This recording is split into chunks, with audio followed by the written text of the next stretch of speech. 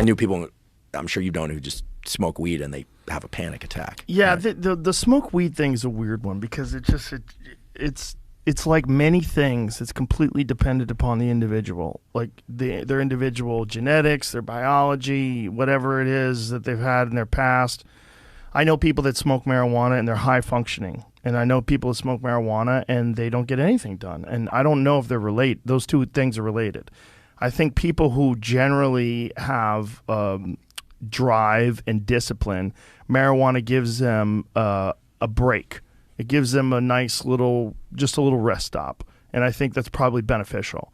And I also think it makes you a little kinder, a little more compassionate, a little more sensitive, which is probably very beneficial to someone who's hyper-focused. Like people that are like type A personalities and trying to get things done all the time. You smoke a little pot and you're like, what am I doing? Like, let's fucking relax a little. And then you get back to it. You're all right. I think there's a great benefit to that. But I should also say that it's very popular in the jiu-jitsu world. Oh, yeah. I always thought that had something to do with the kind of creativity part of it. Like that you can't plan jiu-jitsu. Right. You have to improvise. Yeah, it's like jazz. In a lot of ways. There's definitely that, but it's also the focus thing, that you're only thinking about that.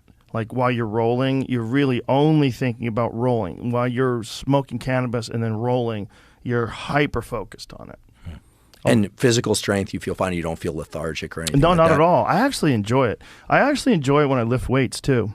Oh, I haven't tried that one. Yeah, I feel it. Like I feel it in the fibers. It's almost like I'm more aware of like what's going on instead of like this blunt sort of almost like distance from each individual muscle fiber, which I am normally. Normally, I'm just trying to warm up, and then I warm up, and then I start getting going, and then I, lift light first, and then I work my way up to what I normally use.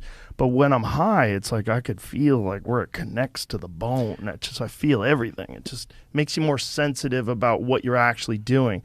And for martial arts techniques, particularly for striking, I feel like I incorporate leverage better into things. I have better balance in terms of like not trying to execute a technique when I'm off position, and it just makes me just more aware of like what's going on with my body.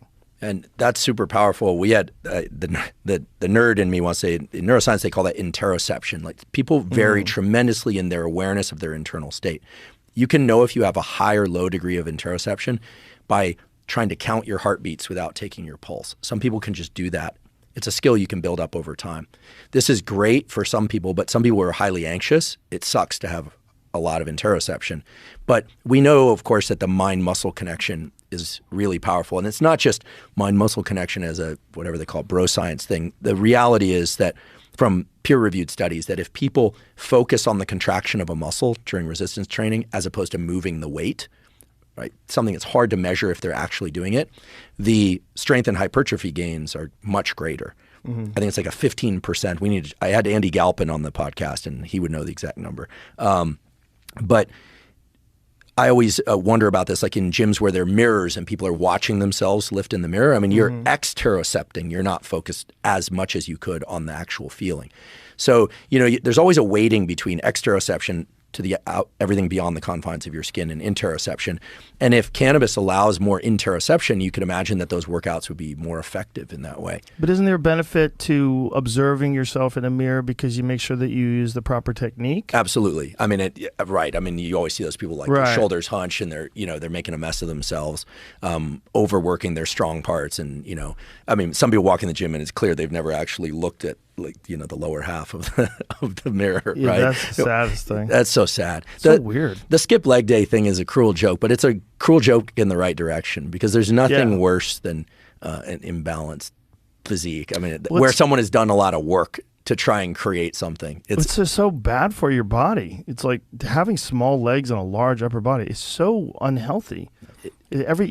For sure your lower back's going to be fucked. Well, structurally and also just neurally. Again, as a neuroscientist, you think the nerve to muscle connection is what contracts fibers. And if you think about somebody who's, big upper body, small legs, that person, that the neurons in their brain that represent their body are also completely contorted. No, but what do you think about a person, like I bring him up all the time because he's so odd, John Jones.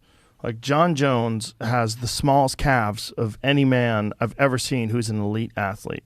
And obviously he's an elite athlete. He's one of the greatest fighters of all time. And even now, while he's worked his way up to heavyweight, so he hasn't fought in 2 years because over that time he's been building himself up. And now he's like a legit 255 pounds. He's fucking huge. Tiny calves. Well, what's going on there? What's really interesting is if you look at elite sprinters. Is that real? Yeah. So look how short the muscle bellies are on his calves. But if you look at elite sprinters, Olympic sprinters, they'll have big legs. But if you look at, and sometimes they'll have big bulging calves, but their calves are very short. That's actually going to lend itself to sprinting. You don't see Manny Pacquiao calves on sprinters. Interesting. Not good ones anyway. But he's not a sprinter. No, but he's got a lot of explosive power from what I understand. Oh yeah. I mean, I'm not a knowledgeable about MMA